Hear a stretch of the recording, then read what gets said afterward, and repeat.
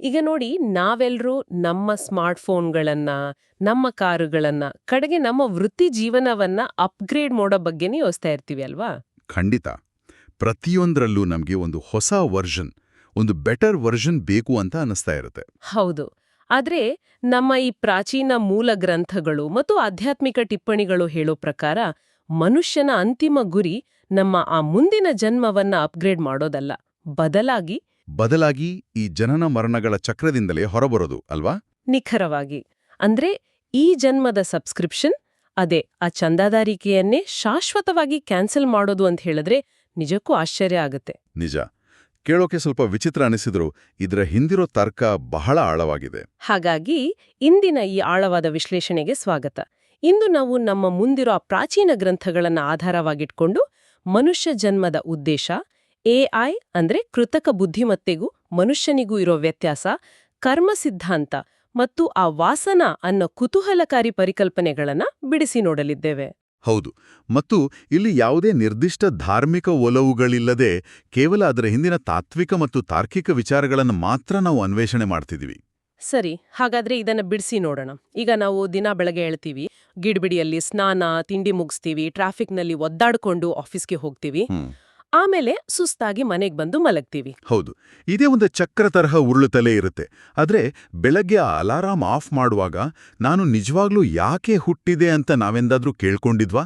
ಇಲ್ಲ, ಸಾಮಾನ್ಯವಾಗಿ ನಾವು ಆ ಪ್ರಶ್ನೆ ಕೇಳ್ಕೊಳ್ಳೋದಿಲ್ಲ ಅಲ್ವಾ? ಬಹುಶಃ ಇದು 60 ವರ್ಷ ವಯಸ್ಸಾದ್ಮೇಲೆ, ರಿಟೈರ್ ಆದ್ಮೇಲೆ ಮಾತ್ರ ಕೇಳ್ಕೋಬೇಕಾದ ಪ್ರಶ್ನೆ ಅಂತ ನಾವೇ ಡಿಸೈಡ್ ಮಾಡ್ಬಿಟ್ಟಿದೀವಿ ಅನ್ಸುತ್ತೆ. ಅದೇ ಇಲ್ಲಿರೋ ದೊಡ್ಡ ಸಮಸ್ಯೆ. ಆಲೋಚನೆ ಮಾಡೋಕೆ ಸಮಯವೇ ಇಲ್ಲದ ಈ ಓಟದ ಬದುಕಲ್ಲಿ, ಯೌವನದಲ್ಲಿ ಅಂದ್ರೆ ನಮ್ಮ ಆ 25-30ನೇ ವಯಸ್ಸಲ್ಲಿ ಆ ಪ್ರಶ್ನೆ ಕೇಳ್ಕೊಳ್ಳೋದು ಸಹಜ. ಯಾಕಂದ್ರೆ ಆಗ ನಮ್ಗೆ ಕರಿಯರ್, ಫ್ಯಾಮಿಲಿ, ಬ್ಯಾಂಕ್ ಬ್ಯಾಲೆನ್ಸ್ ಇವೇ ಮುಖ್ಯವಾಗಿರುತ್ತೆ. ಖಂಡಿತ. ಆದ್ರೆ ನಮ್ಮ ಮುಂದಿರೋ ಈ ಮೂಲಗಳು ಒಂದು ಕಟುವಾದ ಎಚ್ಚರಿಕೆ ಕೊಡ್ತವೆ. ಏನಂದ್ರೆ, ಈ ಅಸ್ತಿತ್ವದ ಪ್ರಶ್ನೆಯನ್ನ ನಾವು ತೀರಾ ತಡವಾಗಿ ಕೇಳ್ಕೊಂಡ್ರೆ ಜೀವನದ ನಿಜವಾದ ಗುರಿಯನ್ನ ಸಾಧಿಸೋಕೆ ನಮ್ಮ ಹತ್ರ ಸಮಯನೇ ಉಳಿದಿರೋದಿಲ್ಲ. ಅಂದ್ರೆ ಟೈಮ್ ಮೀರ್ ಹೋಗಿರುತ್ತೆ. ಹೌದು. ಪ್ರಪಂಚದಲ್ಲಿ ಸೃಷ್ಟಿಯಾಗಿರೋ ಪ್ರತಿಯೊಂದು ವಸ್ತುವಿಗೂ ಒಂದು ನಿರ್ದಿಷ್ಟ ಉದ್ದೇಶ ಇದ್ದೇ ಇರುತ್ತೆ. ಹಾಗಿದ್ಮೇಲೆ ಇಷ್ಟೊಂದು ಸಂಕೀರ್ಣವಾದ ಮನುಷ್ಯ ಜನ್ಮ ಮಾತ್ರ ಸುಮ್ಮನೆ ಯಾಕೆ ಆಗಿರೋಕ್ ಸಾಧ್ಯ? ಇಲ್ಲಿ ಒಂದು ಕುತೂಹಲಕಾರಿ ವಿಷಯ ಇದೆ. ನಮ್ಮ ನಿತ್ಯ ಜೀವನದ ಒಂದು ಸಣ್ಣ ಉದಾಹರಣೆನೇ ತಗೊಳ್ಳೋಣ. ಹೇಳಿ. ಈಗ ನಾವು ಮಾರ್ಕೆಟಿಗೆ ಹೋಗ್ತೀವಿ, 35,000 ರೂಪಾಯಿ ಕೊಟ್ಟು ತಿಂಗಳಿಗೆ 2,000 EMI ಕಟ್ಟೋ ಒಪ್ಪಂದದ ಮೇಲೆ ಒಂದು ವಾಷಿಂಗ್ ಮಿಷಿನ್ ತರ್ತೀವಿ ಅನ್ಕೊಳ್ಳಿ. ಸರಿ. ಅದನ್ನ ಮನೆಗೆ ತಂದು ಬಟ್ಟೆ ಹಾಕಿದಾಗ ಅದು ಬಟ್ಟೆ ಒಗೆಯಲಿಲ್ಲ ಅಂದ್ರೆ, ಅಥವಾ ನಾವು ಕಟ್ಕೊಂಡಿರೋ ವಾಚ್ ಸರಿಯಾಗಿ ಟೈಮ್ ತೋರಿಸ್ಲಿಲ್ಲ ಅಂದ್ರೆ ನಾವೇನ್ ಮಾಡ್ತೀವಿ? ತಕ್ಷಣ ಅದನ್ನ ವಾಪಸ್ ಕೊಡ್ತೀವಿ ಅಥವಾ ರಿಪೇರಿಗೆ ಕೊಡ್ತೀವಿ. ನಿಖರವಾಗಿ. ಕೇವಲ ಒಂದು ನಿರ್ಜೀವ ಯಂತ್ರಕ್ಕೆ ಅದರದೇ ಆದ ಉದ್ದೇಶ ಇರ್ಲೇಬೇಕು ಅಂತ ನಾವು ಅಷ್ಟು ಖಚಿತವಾಗಿ ನಿರೀಕ್ಷಿಸ್ತೀವಿ ಅಲ್ವಾ?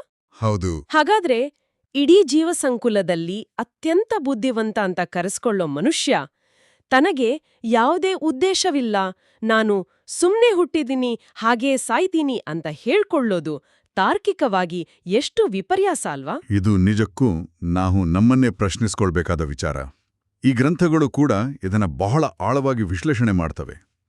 ಉದ್ದೇಶ ಇಲ್ಲದೆ ಬದುಕೋದು ಅಂದ್ರೆ ಹೇಗಿದೆ ಗೊತ್ತಾ? ಹೇಗಿದೆ? ಅದು ಬ್ಯಾಂಕ್ಗಳಲ್ಲಿ ಯಾವ ರಿಟರ್ನ್ಸ್ ಇಲ್ಲದೆ ಸುಮ್ನೆ ಕೊಳೆಯುತ್ತ ಬಿದ್ದಿರೋ ನಿಷ್ಪ್ರಯೋಜಕ ಬಂಡವಾಳದ ತರಹ. ಡೆಡ್ ಇನ್ವೆಸ್ಟ್ಮೆಂಟ್ ಇದ್ದ ಹಾಗೆ. ಹೌದು.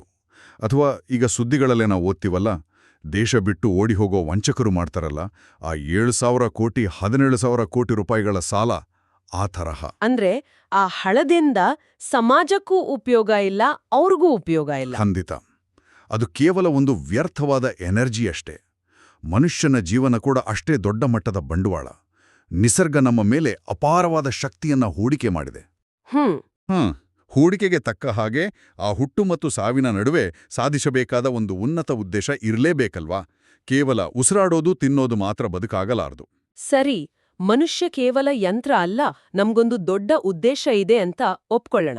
ಆದ್ರೆ ನಮ್ಮನ್ನ ಆ ಯಂತ್ರಗಳಿಂದ, ಆ ವಾಷಿಂಗ್ ಮಷೀನ್ ಅಥವಾ ವಾಚಿಂದ ಬೇರ್ಪಡಿಸುವ ಆ ಜೀವ ಅಥವಾ ಆತ್ಮ ಅಂದ್ರೆ ಏನು? ಇದು ಬಹಳ ಮುಖ್ಯವಾದ ಪ್ರಶ್ನೆ. ಅದು ಬರೀ ನಾವು ಉಸಿರಾಡೋ ಆಮ್ಲಜನಕನ ಅಥವಾ ರಕ್ತ ಮಾಂಸದ ಸಂಯೋಜನೆನಾ? ಈಗ ಒಂದು ವೇಳೆ ಅದು ಕೇವಲ ಬುದ್ಧಿ ಅಂದ್ರೆ ಇನ್ಫಾರ್ಮೇಷನ್ ಪ್ರಾಸೆಸ್ ಮಾಡೋ ಜ್ಞಾನ ಅಂತ ವಾದಿಸಿದ್ರೆ, ಇಂದು ವಿಜ್ಞಾನಿಗಳು ಎಐ, ಅದೇ ಕೃತಕ ಬುದ್ಧಿಮತ್ತೆ ಇರೋ ಅತ್ಯಾಧುನಿಕ ರೋಬೋಟ್ಗಳನ್ನ ಸೃಷ್ಟಿ ಮಾಡ್ತಿದ್ದಾರಲ್ವಾ? ಹೌದು. ಈಗಿನ ತಂತ್ರಜ್ಞಾನದ ಯುಗದಲ್ಲಿ ಇದೊಂದು ದೊಡ್ಡ ಚರ್ಚೆಯ ವಿಷಯ. ಈಗ ಕಲ್ಪಿಸ್ಕೊಳ್ಳಿ, ನಾಳೆ ಇದೇ ವಿಜ್ಞಾನಿಗಳು ಒಂದು ಅಡ್ವಾನ್ಸ್ಡ್ ಎಐ ರೋಬೋಟ್ ತಯಾರಿಸಿ ಅದಕ್ಕೆ ತಪಸ್ಸು ಮಾಡೋಕೆ ಪ್ರೋಗ್ರಾಂ ಮಾಡ್ತಾರೆ ಅಂತ ಇಟ್ಕೊಳ್ಳಿ. ಸರಿ. ಆ ರೋಬೋಟ್ ಕಾಡಲ್ಲಿ ಕೂತು ಪ್ರಾಚೀನ ತಿರುಪಾವಯಿನ 30 ಪದ್ಯಗಳನ್ನ ಯಾವ ಮನುಷ್ಯನೂ ಮಾಡಲಾಗದಷ್ಟು ನಿಖರವಾಗಿ ಪಠಿಸುತ್ತೆ. ಓ, ಪರ್ಫೆಕ್ಟ್ ಆಗಿ. ಹೌದು. ಮನುಷ್ಯರಾದ್ರೆ 5ನೇ ಪದ್ಯದಿಂದ 16ನೇ ಪದ್ಯಕ್ಕೆ ಬರುವಷ್ಟರಲ್ಲಿ ಏಕಾಗ್ರತೆ ಕಳ್ಕೊಳ್ಬಹುದು, ಸುಸ್ತಾಗ್ಬಹುದು ಅಥವಾ ಉಚ್ಚಾರಣೆ ತಪ್ಪಬಹುದು. ಖಂಡಿತ. ಮನುಷ್ಯರಿಗೆ ಆ ದಣಿಯೂ ಅನ್ನೋದಿದ್ದೇ ಇರುತ್ತೆ. ಆದ್ರೆ ಆ ಯಂತ್ರ ಸತತವಾಗಿ 100% ನಿಖರತೆಯೊಂದಿಗೆ ಜಪ ಮಾಡುತ್ತೆ. ತಪಸ್ಸು ಮುಗಿಸಿ ನನಗೂ ಮೋಕ್ಷ ಬೇಕು, ನನಗೂ ವೈಕುಂಠ ಬೇಕು ಅಂತ ಅದು ಕೇಳಿದ್ರೆ ಆ ಯಂತ್ರಕ್ಕೂ ಮೋಕ್ಷ ಸಿಗುತ್ತಾ? ಮೂಲ ಗ್ರಂಥಗಳ ಪ್ರಕಾರ ಇದಕ್ಕೇನು ಉತ್ತರ ಇದೆ? ಆ ಗ್ರಂಥಗಳು ಕೊಡೋ ಉತ್ತರ ಅತ್ಯಂತ ಸ್ಪಷ್ಟವಾಗಿದೆ. ಆ ಯಂತ್ರಕ್ಕೆ ಖಂಡಿತವಾಗಿಯೂ ಮೋಕ್ಷ ಸಿಗೋದಿಲ್ಲ. ಯಾಕೆ? ಅದು ಮನುಷ್ಯನಿಗಿಂತ ಚೆನ್ನಾಗಿ ಜಪ ಮಾಡ್ತಿದೆ ಅಲ್ವಾ? ಹೌದು, ನಿಖರತೆ ಇದೆ. ಆದರೆ ಮನುಷ್ಯನಿಗೂ ಯಂತ್ರಕ್ಕೂ ಇರೋ ಮೂಲಭೂತ ವ್ಯತ್ಯಾಸ ಇರೋದು ನಿಖರತೆಯಲ್ಲಿ ಅಲ್ಲ, ಬದಲಾಗಿ ಆ ಅನುಭೂತಿಯಲ್ಲಿ, ಫೀಲಿಂಗ್ನಲ್ಲಿ. ಅಂದ್ರೆ ಆ ಇಮೋಷನ್ಸ್ ಅಂತನಾ? ಎಮೋಷನ್ಸ್ ಜೊತೆಗೆ ನೋವು, ಆಯಾಸ.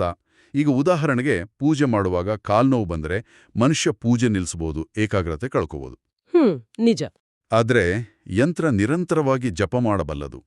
ಮೋಕ್ಷ ಅಥವಾ ಮುಕ್ತಿ ಅನ್ನೋದು ಕೇವಲ ಯಾಂತ್ರಿಕವಾಗಿ ಶಬ್ದಗಳನ್ನು ಉಚ್ಚರಿಸೋದ್ರಿಂದ ಬರೋದಿಲ್ಲ. ಆ ಶಬ್ದಗಳ ಹಿಂದಿರೋ ತ್ಯಾಗ ಅಲ್ಲಿ ಮುಖ್ಯ ಆಗುತ್ತೆ. ಒಂದು ನಿಮಿಷ, ಇಲ್ಲಿ ನಂದೊಂದು ಕೌಂಟರ್ ಪ್ರಶ್ನೆ ಇದೆ. ಕೇಳಿ. ನಮ್ಮ ಮೆದುಳು ಕೂಡ ಕೇವಲ ಎಲೆಕ್ಟ್ರಿಕಲ್ ಇಂಪಲ್ಸಸ್, ಅದೇ ವಿದ್ಯುತ್ ಸಂಕೇತಗಳ ಒಂದು ಜಾಲ ತಾನೆ? ವಿಜ್ಞಾನದ ಪ್ರಕಾರ ನಮ್ಮ ಆಸೆ, ನೋವು, ಭಕ್ತಿ ಎಲ್ಲವೂ ಮೆದುಳಿನಲ್ಲಿ ನಡೆಯೋ ರಾಸಾಯನಿಕ ಪ್ರಕ್ರಿಯೆಗಳಷ್ಟೇ. ಹೌದು, ವಿಜ್ಞಾನ ಹಾಗೆ ಹೇಳುತ್ತೆ. ಹಾಗಿದ್ದ ಮೇಲೆ ಸಿಲಿಕಾನ್ ಚಿಪ್ನಲ್ಲಿ ನಡೆಯೋ ಪ್ರಕ್ರಿಯೆಗೂ ಇದಕ್ಕೂ ಏನು ವ್ಯತ್ಯಾಸ? ಆ ಯಂತ್ರದ ಪ್ರೋಗ್ರಾಮಿಂಗ್ ರಿಯಲ್ ಅಲ್ಲ ಅಂತ ನಾವ್ ಯಾಕೆ ತಳ್ಳಿ ಹಾಕ್ಬೇಕು? ಇದೇ ಇಲ್ಲಿನ ಸೂಕ್ಷ್ಮ ವಿಚಾರ. ಭೌತಿಕವಾಗಿ ಎರಡೂ ವಿದ್ಯುತ್ ಸಂಕೇತಗಳೇ ಆಗಿಡಬಹುದು. ಆದರೆ ಆ ಯಂತ್ರಕ್ಕೆ ಆಯ್ಕೆಯ ಸ್ವಾತಂತ್ರ್ಯ ಅಂದ್ರೆ ಫ್ರೀವಿಲ್ ಇಲ್ಲ. ಓ, ಫ್ರೀವಿಲ್. ಹೌದು. ನೋವು ಬಂದ್ರೂ ಅದನ್ನ ಸಹಿಸ್ಕೊಂಡು, ಸುಸ್ತಾದ್ರೂ ಅದನ್ನ ಮೀರಿ ನಿಂತು ಆ ಪರಮೋಚ್ಚ ಶಕ್ತಿಯ ಕಡೆಗೆ ಹಂಬಲಿಸುವ ಪ್ರಜ್ಞಾಪೂರ್ವಕ ಆಯ್ಕೆ ಆ ಯಂತ್ರಕ್ಕಿಲ್ಲ. ಅದು ಕೇವಲ ಯಾರೋ ಕೊಟ್ಟ ಆಜ್ಞೆಯನ್ನ ಪಾಲಿಸ್ತಿದೆ ಅಷ್ಟೇ. ಅಂದ್ರೆ ಅದು ಬರೀ ಕೋಡ್ಗೆ ತಕ್ಕ ಹಾಗೆ ಕೆಲಸ ಮಾಡ್ತಿದೆ. ನಿಖರವಾಗಿ. ಮುಕ್ತಿ ಎನ್ನೋದು ಆ ಪರಮೋಚ್ಚ ಶಕ್ತಿಯಿಂದ ಕರುಣಿಸಲ್ಪಡಬೇಕಾದ ಒಂದು ವಿಷಯ. ಮತ್ತು ಅದನ್ನ ಪಡ್ಕೋಬೇಕು ಅಂದ್ರೆ ಒಳಗಿರೋ ಜೀವಕ್ಕೆ ನೈಜವಾದ ಅಂತರಾಳದ ಆಸೆ ಇರಬೇಕು. ಆ ಯಂತ್ರಕ್ಕೆ ತನ್ನಷ್ಟಕ್ಕೆ ತಾನು ಆಸೆ ಪಡುವ, ಕರುಣೆ ಬೇಡುವ ಅಥವಾ ಅನುಭೂತಿಯನ್ನ ಹೊಂದುವ ಗುಣ ಇರೋದಿಲ್ಲ. ಭಕ್ತಿಯ ಮೌಲ್ಯ ಇರೋದೇ ಕಷ್ಟಗಳನ್ನ ಮೀರಿ ನಿಲ್ಲೋ ಆ ಮನುಷ್ಯನ ಪ್ರಯತ್ನದಲ್ಲಿ. ಓ, ಈಗ ಅರ್ಥ ಆಯ್ತು. ಯಂತ್ರಕ್ಕೆ ಕಷ್ಟವೇ ಇಲ್ಲದೆ ಇರೋವಾಗ ಅದರ ಜಪದಲ್ಲಿ ತ್ಯಾಗದ ಅಂಶನೇ ಇರೋದಿಲ್ಲ. ಹೌದು. ಆ ನೈಜ ಹಂಬಲ ಇರೋದು ಚೈತನ್ಯಶೀಲವಾದ ಜೀವಕ್ಕೆ ಮಾತ್ರ. ಮನುಷ್ಯನ ದೇಹದಲ್ಲಿರೋ ಆ ಆತ್ಮಕ್ಕೆ ಮಾತ್ರ ಭಾವ, ಆಸೆ ಪಡೋ ಸಾಮರ್ಥ್ಯ ಇರುತ್ತೆ. ಇದು ನಿಜಕ್ಕೂ ಒಂದು ಹೊಸ ದೃಷ್ಟಿಕೋನ. ಯಂತ್ರಗಳ ಪರ್ಫೆಕ್ಷನ್ಗಿಂತ ಮನುಷ್ಯನ ದೋಷಪೂರಿತವಾದ ಆದ್ರೆ ಪ್ರಾಮಾಣಿಕವಾದ ಹಂಬಲಕ್ಕೆ ಹೆಚ್ಚು ಬೆಲೆ ಇದೆ ಅನ್ನೋದು ಸ್ಪಷ್ಟ ಆಯ್ತು. ಖಂಡಿತ. ಸರಿ, ನಮಗೊಂದು ಆತ್ಮ ಇದೆ, ಅದಕ್ಕೊಂದು ನೈಜವಾದ ಹಂಬಲ ಇದೆ ಅಂತ ತಿಳಿದ ಮೇಲೆ ಸಹಜವಾಗಿ ಮುಂದಿನ ಪ್ರಶ್ನೆ ಹುಟ್ಟುತ್ತೆ. ಏನದು? ಈ ಆತ್ಮವನ್ನ ಮತ್ತು ಈ ಇಡೀ ಸಂಕೀರ್ಣವಾದ ಜಗತ್ತನ್ನ ಸೃಷ್ಟಿ ಮಾಡಿದವರ್ಯಾರೋ? ಈಗ ನನ್ನನ್ನ ನಮ್ಮ ಅಪ್ಪ ಅಮ್ಮ ಸೃಷ್ಟಿ ಮಾಡಿದ್ರು, ಅವರನ್ನ ಅವರ ಅಪ್ಪ ಅಮ್ಮ ಸೃಷ್ಟಿ ಮಾಡಿದ್ರು. ಅದೇ ಈ ಸರಪಳಿಯ ಮೂಲ ಎಲ್ಲಿದೆ? ಇದು ಮಾನವ ಕುಲ ತನ್ನ ಅಸ್ತಿತ್ವವನ್ನ ಕಂಡುಕೊಂಡ ದಿನದಿಂದಲೂ ಕಾಡ್ತಿರೋ ಅತ್ಯಂತ ಹಳೆಯ ಮತ್ತು ಆಳವಾದ ಪ್ರಶ್ನೆ. ನನಗಂತೂ ಇದು ಹೇಗಿದೆ ಅಂದ್ರೆ, ಈಗ ನೋಡಿ, ನಮ್ಮಲ್ಲಿ ಹೆಚ್ಚಿನವರಿಗೆ ನಮ್ಮ ಮುತ್ತಜ್ಜ ಯಾರು, ಎಳ್ಳಜ್ಜ ಯಾರೋ, ಅವ್ರ ಹೆಸರೇನು ಅನ್ನೋದೇ ಗೊತ್ತಿರೋದಿಲ್ಲ ಅಲ್ವಾ? ಹೌದು, 3-4 ತಲೆಮಾರು ಆದ್ಮೇಲೆ ಮರೆತು ಹೋಗುತ್ತೆ. ಆದ್ರೆ ಒಂದು ದಿನ ಹಳೆ ಮನೆ ಅಟ್ಟದ ಮೇಲಿರೋ ಧೂಳು ಹಿಡಿದ ಕಳ್ಳಿಪೆಟ್ಟಿಗೆಯನ್ನು ಸುಮ್ನೆ ಜಾಲಾಡ್ತಿದ್ದಾಗ ಒಂದು 1837ನೇ ಇಸ್ವಿಯ ಹಳೆ ಚೀಟಿ ಸಿಗುತ್ತೆ ಅಂತ ಇಟ್ಕೊಳ್ಳಿ. ಓಹೋ. ಅದ್ರಲ್ಲಿ ನಮ್ಮ ಎಳ್ಳಜ್ಜನ ಹೆಸರು, ಅವರು ಹುಟ್ಟಿದ ಊರು ಎಲ್ಲವೂ ಬರ್ದಿದ್ರೆ ಆ ಕ್ಷಣ ನಮಗೆಷ್ಟು ರೋಮಾಂಚನ ಆಗತ್ತೆ ಅಲ್ವಾ? ಓಹೋ, ನಾನಿಲ್ಲಿಂದ ಬಂದೆನಾ ಅಂತ ಆಶ್ಚರ್ಯ ಆಗತ್ತೆ. ಖಂಡಿತ. ಹಾಗೆ ನಮ್ಮೆಲ್ಲರ ಮೂಲ ಸೃಷ್ಟಿಕರ್ತನನ್ನ ಹುಡುಕೋದು ಹೇಗೆ? ನಮ್ಮ ಮೂಲದ ದಾಖಲೆ ಎಲ್ಲಿದೆ? ನೀವು ಕೊಟ್ಟ ಆ ಅಟ್ಟದ ಮೇಲಿನ ಹಳೆಯ ಚೀಟಿಯ ಉಪಮೆ ಈ ಪರಿಸ್ಥಿತಿಗೆ ಪರ್ಫೆಕ್ಟಾಗಿ ಮ್ಯಾಚ್ ಆಗುತ್ತೆ. ಈ ಮೂಲ ಗ್ರಂಥಗಳ ಪ್ರಕಾರ ಈ ಜಗತ್ತಿನ ಸೃಷ್ಟಿಕರ್ತ ಬ್ರಹ್ಮ ಮತ್ತು ಆತನನ್ನೂ ಸೃಷ್ಟಿಸಿದ ಆ ಪರಮೋಚ್ಚ ಶಕ್ತಿಯೇ ನಾರಾಯಣ ಅಥವಾ ಪರಮಾತ್ಮ ಅಂತ ವಿವರಿಸಲಾಗಿದೆ. ಅವರು ಈ ಇಡೀ ಬ್ರಹ್ಮಾಂಡದ ವಾಸ್ತುಶಿಲ್ಪಿ ಇದ್ದಾಗೆ. ಆದ್ರೆ ಇಲ್ಲಿ ನನ್ನದೊಂದು ಆಕ್ಷೇಪಣೆ ಇದೆ. ಇಂದಿನ ಈ ಸೈಂಟಿಫಿಕ್ ಯುಗದಲ್ಲಿ ಸಾಕ್ಷ್ಯಗಳಿಲ್ದದೆ, ಪ್ರೂಫ್ ಇಲ್ಲದೆ ಯಾವುದನ್ನೂ ಒಪ್ಕೊಳ್ಳೋದು ಕಷ್ಟ. ಆ ಪರಮೋಚ್ಚ ಶಕ್ತಿ ಇದೆ ಅನ್ನೋದಕ್ಕೆ ಆಧಾರ ಏನು? ನಾವ್ಯಾರೂ ಆ ಸೃಷ್ಟಿಕರ್ತನನ್ನ ಕಣ್ಣಾರೆ ನೋಡಿಲ್ಲವಲ್ಲ. ನಾವು ಕಣ್ಣಾರೆ ನೋಡಿಲ್ಲದಿರಬಹುದು, ಅದೇ ಸ್ವಲ್ಪ ತರ್ಕಬದ್ಧವಾಗಿ ಯೋಚನೆ ಮಾಡಿ. ಈಗ ಒಂದು ಅತ್ಯಂತ ಸುಂದರವಾದ ಕಾಂಪ್ಲೆಕ್ಸ್ ಆಗಿರೋ ಮರದ ಮೇಜನ್ನ, ಅದೇ ಟೇಬಲನ್ನ ನೋಡಿದಾಗ ನಾವೇನಂದ್ಕೊಳ್ತೀವಿ? ಇದನ್ನ ಯಾರೋ ಒಬ್ಬ ಕಾರ್ಪೆಂಟರ್ ಮಾಡಿದಾನೆ ಅಂತ ಅಂದ್ಕೊಳ್ತೀವಿ. ಹೌದು, ಆ ಬಡಗಿಯನ್ನ ನಾವು ಕಣ್ಣಾರೆ ನೋಡಿರದಿದ್ರೂ ಇದನ್ನ ಮಾಡಿದ ಒಬ್ಬ ಕುಶಲಕರ್ಮಿ ಖಂಡಿತ ಇದ್ದಾನೆ, ಇದು ತಾನಾಗಿಯೇ ಮರದಿಂದ ನಿರ್ಮಾಣ ಆಗೋಕೆ ಸಾಧ್ಯನೇ ಇಲ್ಲ ಅಂತ ನಾವು ಒಪ್ಕೊಳ್ತೇವಲ್ವಾ? ನಿಜ. ಹಾಗೆಯೇ ಈ ಬೃಹತ್ ಜಗತ್ತು, ಆ ಗ್ರಹಗಳ ಚಲನೆ, ಪ್ರಕೃತಿಯ ನಿಖರತೆ ಇವೆಲ್ಲವೂ ತಾನಾಗಿಯೇ ಆಗಲು ಸಾಧ್ಯವಿಲ್ಲ. ಇದಕ್ಕೊಬ್ಬ ಸೃಷ್ಟಿಕರ್ತ ಇರಲೇಬೇಕು ಅನ್ನೋದು ತಾರ್ಕಿಕ ಸತ್ಯ. ನೀವು ಹೇಳಿದ ಆ ಅಟ್ಟದ ಮೇಲಿನ ಹಳೆ ದಾಖಲೆಗಳೇ ನಮ್ಮ ಪ್ರಾಚೀನ ವೇದಗಳು, ಇತಿಹಾಸಗಳು ಮತ್ತು ಪುರಾಣಗಳು. ಅವು ಆ ಪರಮೋಚ್ಚ ಶಕ್ತಿಯ ಅಸ್ತಿತ್ವವನ್ನ ವಿವರಿಸೋ ದಾಖಲೆಗಳು. ಆದರೆ ಆ ದಾಖಲೆಗಳು ನಮಗೆ ನೇರವಾಗಿ ಅರ್ಥ ಆಗೋದಿಲ್ವಲ್ಲ. ಆ ಭಾಷೆ, ಆ ರೂಪಕಗಳು ಎಲ್ಲವೂ ನಮಗೆ ಇವತ್ತು ಬಹಳ ಕ್ಲಿಷ್ಟಕರ ಅನಿಸುತ್ತೆ. ಹೌದು, ಅದಕ್ಕೆ ಆ ಹಳೆ ಚೀಟಿಯನ್ನ ಓದಿ ಅದರ ಅರ್ಥವನ್ನ ಬಿಡಿಸಿ ಹೇಳೋಕೆ ತಜ್ಞರು ಬೇಕಲ್ವಾ? ಅವರೇ ಈ ಋಷಿಗಳು ಮತ್ತು ಆಚಾರ್ಯರು. ಓ, ಅವರೆಲ್ಲ ಎಕ್ಸ್ಪರ್ಟ್ಸ್ ಇದ್ದ ಹಾಗೆ. ಹೌದು, ಅವರು ಆ ಅಟ್ಟದ ಮೇಲಿನ ದಾಖಲೆಗಳನ್ನು ಅಧ್ಯಯನ ಮಾಡಿ ಅದನ್ನ ಸಿಂಪ್ಲಿಫೈ ಮಾಡಿ ನಮ್ಮ ಮೂಲ ಸೃಷ್ಟಿಕರ್ತನ ಬಗ್ಗೆ, ನಮ್ಮ ಅಸ್ತಿತ್ವದ ಬಗ್ಗೆ ನಮಗೆ ಮಾರ್ಗದರ್ಶನ ನೀಡ್ತಾರೆ. ಸರಿ, ಸೃಷ್ಟಿಕರ್ತ ಒಬ್ಬನೇ, ಆತನೇ ಈ ಇಡೀ ಜಗತ್ತಿನ ಬಡಗಿ ಅಂತ ನಾವು ಒಪ್ಕೊಳ್ಳೋಣ. ಆದ್ರೆ ಇಲ್ಲಿ ಒಂದು ಬಹುದೊಡ್ಡ ಪ್ರಶ್ನೆ ಹುಟ್ಕೊಳ್ಳುತ್ತೆ. ಏನದು? ಆ ಸೃಷ್ಟಿಕರ್ತ ಎಲ್ಲರನ್ನೂ ಒಂದೇ ರೀತಿ ಸೃಷ್ಟಿ ಮಾಡಿದ್ರೆ ಈ ಜಗತ್ತಿನಲ್ಲಿ ಇಷ್ಟೊಂದು ಅಸಮಾನತೆ, ಕಷ್ಟಸುಖಗಳು ಯಾಕಿವೆ? ಇದು ಎಲ್ಲರಿಗೂ ಬರೋ ಸಹಜವಾದ ಪ್ರಶ್ನೆ. ಈಗ ನೋಡಿ, ಒಬ್ರು ಅತ್ಯಂತ ಶ್ರೀಮಂತರಾಗಿ ಹುಟ್ತಾರೆ, ಮತ್ತೊಬ್ರು ಬಡವರಾಗಿ ಹುಟ್ತಾರೆ. ಒಬ್ರು ಆರೋಗ್ಯವಂತರಾಗಿರ್ತಾರೆ, ಇನ್ನೊಬ್ರು ಹುಟ್ಟಿನಿಂದಲೇ ಕಾಯಿಲೆಯಿಂದ ನರಳ್ತಾರೆ. ಯಾಕೆ? ಹೌದು, ಒಂದೇ ಫ್ಯಾಕ್ಟರಿಯಿಂದ ಬಂದ ವಸ್ತುಗಳಲ್ಲಿ ಇಷ್ಟೊಂದು ವ್ಯತ್ಯಾಸ ಯಾಕೆ? ಇಲ್ಲಿಗೆ ಈ ಹಿಂದಿನ ಜನ್ಮದ ಕರ್ಮ ಮತ್ತು ಮರುಹುಟ್ಟು ಅನ್ನೋ ವಿಷಯ ಬರುತ್ತೆ ಅಲ್ವಾ? ನಿಖರವಾಗಿ. ಜಗತ್ತಿನ ಈ ಅಸಮಾನತೆಯನ್ನ ಅರ್ಥ ಮಾಡಿಕೊಳ್ಳಕ್ಕೆ ಕರ್ಮ ಸಿದ್ಧಾಂತ ಮತ್ತು ಮರುಹುಟ್ಟಿನ ಪರಿಕಲ್ಪನೆ ಅತ್ಯಗತ್ಯ.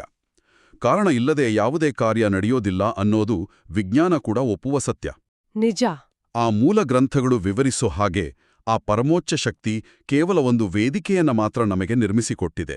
ಆದರೆ ನಾವು ಇಂದು ಅನುಭವಿಸ್ತಿರೋ ಈ ಪರಿಸ್ಥಿತಿಗೆ ಹಿಂದಿನ ಜನ್ಮದಲ್ಲಿ ನಾವು ಮಾಡಿದ ಕರ್ಮಗಳೇ ಕಾರಣ. ಅಂದ್ರೆ ನಮ್ಮ ಸ್ವಂತ ಕಾರ್ಯಗಳೇ. ಹೌದು. ಆ ಸೃಷ್ಟಿಕರ್ತ ಪಕ್ಷಪಾತಿಯಲ್ಲ, ಆತ ಕೇವಲ ನಮ್ಮ ಹಿಂದಿನ ಲೆಕ್ಕಾಚಾರಗಳನ್ನ ಈ ಜನ್ಮದಲ್ಲಿ ಚುಕ್ತಾ ಮಾಡ್ತಿದ್ದಾನೆ ಅಷ್ಟೇ. ಒಂದು ನಿಮಿಷ, ನಾನು ಈ ಲೆಕ್ಕಾಚಾರದ ವ್ಯವಸ್ಥೆ ಬಗ್ಗೆ ಒಂದು ಕಠಿಣವಾದ ಪ್ರಶ್ನೆ ಕೇಳಲೇಬೇಕು. ಖಂಡಿತ ಕೇಳಿ. ನೀವ್ ಹೇಳಿದ ಹಾಗೆ ಆ ಸೃಷ್ಟಿಕರ್ತ ಒಂದು ದೊಡ್ಡ ಲೆಡ್ಜರ್, ಅದೇ ಲೆಕ್ಕದ ಪುಸ್ತಕ ಇಟ್ಕೊಂಡಿದ್ದಾನೆ. ನಾನು 1837ರಲ್ಲಿ ಮಾಡಿದ ತಪ್ಪಿಗೆ ಈಗ ಶಿಕ್ಷೆ ಅನುಭವಿಸ್ತಿದ್ದೀನಿ ಅಂತ ಇಟ್ಕೊಳ್ಳೋಣ. ಸರಿ. ಆದ್ರೆ ಆ ಹಿಂದಿನ ಜನ್ಮದ ಯಾವ ನೆನಪು ನನಗಿಲ್ಲವಲ್ಲ. ನನ್ನ ಫೋನ್ನ ಉದಾಹರಣೆನೇ ತಗೊಳ್ಳಿ. ಅದ್ರಲ್ಲಿ ಬರೀ 500 ಜನರ ಕಾಂಟ್ಯಾಕ್ಟ್ ಇರುತ್ತೆ. ಆ 500 ಜನರ ಜೊತೆಗಿನ ಪ್ರೀತಿ, ದ್ವೇಷ, ಗಲಾಟೆ, ಈ ನೆನಪುಗಳೇ ದಿನವಿಡೀ ನನ್ನ ತಲೆ ತಿನ್ನುತ್ತವೆ, ರಾತ್ರಿ ನಿದ್ದೆ ಬರ್ದ ಹಾಗೇನ್ ಮಾಡ್ತವೆ. ಅಂಥದ್ರಲ್ಲಿ ಲಕ್ಷಾಂತರ ಜನ್ಮಗಳ ಆ 2.5 ಲಕ್ಷಕ್ಕೂ ಹೆಚ್ಚು ನೆನಪುಗಳು ಒಟ್ಟಿಗೆ ಬಂದ್ರೆ ಮನುಷ್ಯನ ಮೆದುಳು ಕ್ರ್ಯಾಶ್ ಆಗ್ಬಿಡುತ್ತೆ ಅಲ್ವಾ? ಪಕ್ಕಾ ಕ್ರ್ಯಾಶ್ ಆಗುತ್ತೆ. ಹಾಗಿದ್ದಾಗ ನೆನ್ಪೇ ಇಲ್ಲದ ತಪ್ಪುಗಳಿಗೆ, ನಾನು ಮಾಡಿದೀನಿ ಅಂತ ನನಗೆ ಖಚಿತವೇ ಇಲ್ಲದ ಕರ್ಮಗಳಿಗೆ ನಾನೀಗ ಯಾಕೆ ಶಿಕ್ಷೆ ಅನುಭವಿಸ್ಬೇಕು? ಇದು ಬಹಳ ಲಾಜಿಕಲ್ ಆದ ಪ್ರಶ್ನೆ. ಆ ಲೆಕ್ಕದ ಚೀಟಿ ನನ್ನತ್ರ ಇಲ್ಲದೇ ಇರೋವಾಗ ಇದು ನ್ಯಾಯಯುತವಾದ ವ್ಯವಸ್ಥೆ ಹೇಗಾಗುತ್ತೆ? ನೀವು ಕೇಳಿದ ಈ ಪ್ರಶ್ನೆ ಅತ್ಯಂತ ಅದ್ಭುತವಾಗಿದೆ.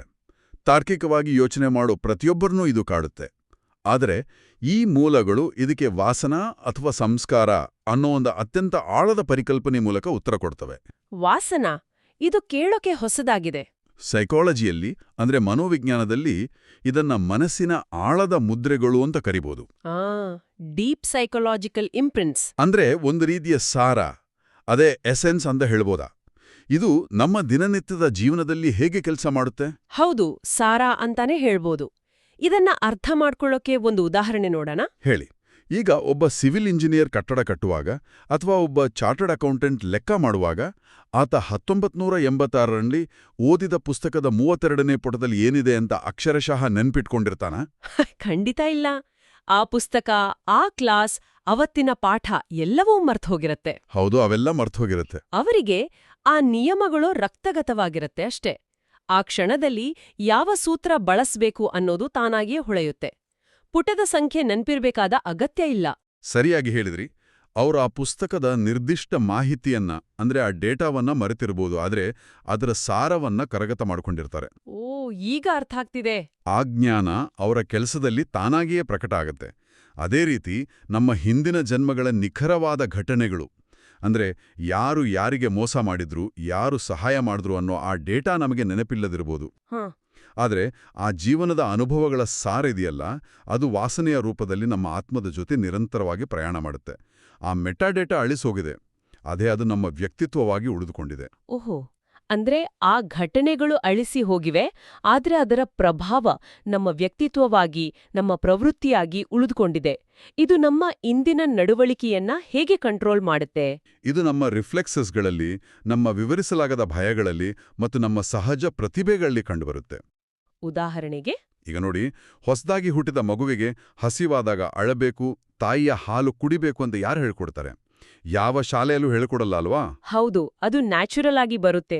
ಆ ಮೂಲಭೂತ ಪ್ರವೃತ್ತಿ ಎಲ್ಲಿಂದ ಬರುತ್ತೆ ಅಂದ್ರೆ, ಅದು ಹಿಂದಿನ ಲೆಕ್ಕವಿಲ್ಲದಷ್ಟು ಜನ್ಮಗಳ ಸಂಸ್ಕಾರದಿಂದಲೇ ಬರೋದು.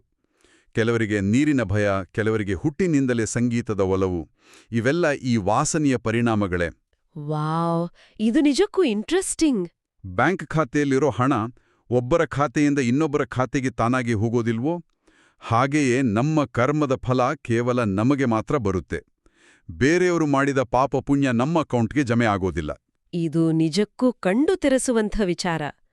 ಈ ಎಲ್ಲಾ ಮೂಲಗಳನ್ನ ಮತ್ತು ಟಿಪ್ಪಣಿಗಳನ್ನ ಒಟ್ಟಾರೆಯಾಗಿ ನೋಡ್ದಾಗ ನನಗೊಂದು ವಿಷಯ ಸ್ಪಷ್ಟ ಆಗುತ್ತೆ. ಏನದು? ನಾನು ಉದ್ದೇಶ ಇಲ್ಲದ ಯಂತ್ರ ಅಲ್ಲ. ನನಗೊಂದು ಆತ್ಮ ಇದೆ, ಅದನ್ನ ಸೃಷ್ಟಿಸಿದ ಶಕ್ತಿಯೊಂದಿದೆ, ಮತ್ತು ನನ್ನ ಹಿಂದಿನ ಕರ್ಮದ ವಾಸನ ನನ್ನ ಬೆನ್ನೇರಿ ಬಂದಿದೆ. ಹೌದು, ಖಂಡಿತ. ಹಾಗಾಗಿ ಮುಂದಿನ ಜನ್ಮವೊಂದು ಇದ್ದೇ ಇದೆ, ಮತ್ತು ನಾವು ಸಾಯುವ ಕೊನೆಯ ಉಸಿರಿನವರೆಗೂ ಆ ದಾನ ಧರ್ಮಗಳಂಥ ಸಮಾಜಕ್ಕೆ ಒಳಿತು ಮಾಡುವಂಥ ಕೆಲ್ಸಗಳನ್ನ ಮಾಡ್ತಾನೇ ಇರಬೇಕು.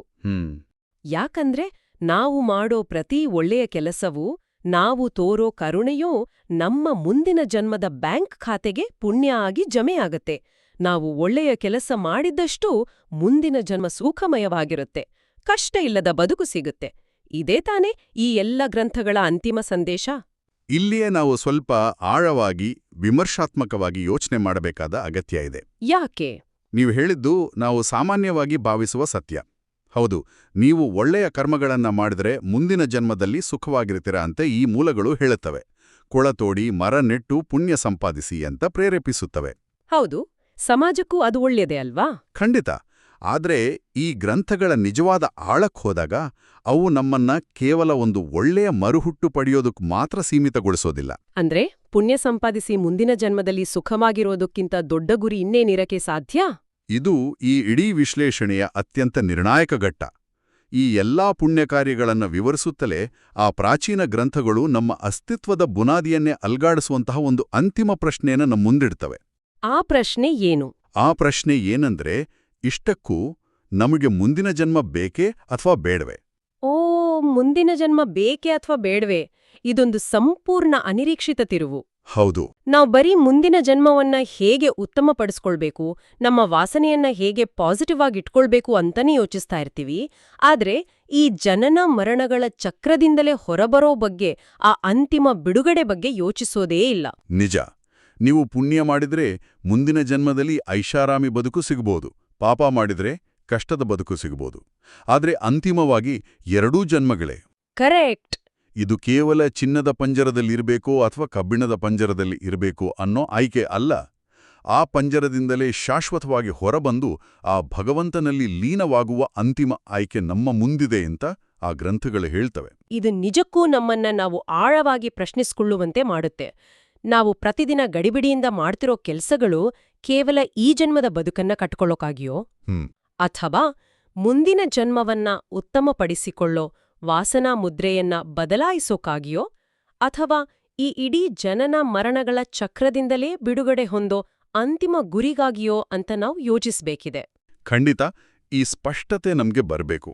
ನಾವು ಕಾರ್ಯಕ್ರಮದ ಆರಂಭದಲ್ಲಿ ಮಾತಾಡಿದ ಆ ಅಲಾರಂ ಹೊಡೆದಾಗ ಏಳುವ ಯಾಂತ್ರಿಕ ಬದುಕಿಗೂ ಈ ತಾತ್ವಿಕ ಎಚ್ಚರಕ್ಕೂ ಇರೋ ಅಂತರವನ್ನ ನಾವು ಅರಿಬೇಕಿದೆ.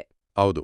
ಕೇಳುಗರೆ, ಮುಂದಿನ ಬಾರಿ ನಮ್ಮ ಗಡಿಯಾರದ ಅಲಾರಂ ಬಡದಾಗ ಕೇವಲ ಆಫೀಸಿಗೆ ಹೋಗೋಕೆ ಎಚ್ಚರಗೊಳ್ಳೋದ್ರ ಜೊತೆಗೆ ನಮ್ಗೆ ಮುಂದಿನ ಜನ್ಮ ಬೇಕೇ ಅಥವಾ ಇದೇ ನಮ್ಮ ಅಂತಿಮ ಜನ್ಮವಾಗಬೇಕೇ ಅನ್ನೋ ಪ್ರಶ್ನೆಗೂ ಎಚ್ಚರಗೊಳ್ಳೋಣ. ನಾವೆಲ್ಲರೂ ನಮ್ಮ ದೈನಂದಿನ ಓಟವನ್ನ ಸ್ವಲ್ಪ ನಿಲ್ಸಿ ಈ ಅಂತಿಮ ಗುರಿಯ ಬಗ್ಗೆ ಯೋಚಿಸೋಣ ಅಂತ ಹೇಳ್ತಾ ಈ ಒಂದು ಪ್ರಚೋದನಾತ್ಮಕ ಚಿಂತನೆಯನ್ನ ನಿಮ್ಮೆಲ್ಲರೊಳಗೆ ಬಿಟ್ಟು ಇಂದಿನ ಈ ಆಳವಾದ ವಿಶ್ಲೇಷಣೆಯನ್ನ ಇಲ್ಲಿಗೆ ಮುಕ್ತಾಯಗೊಳಿಸೋಣ.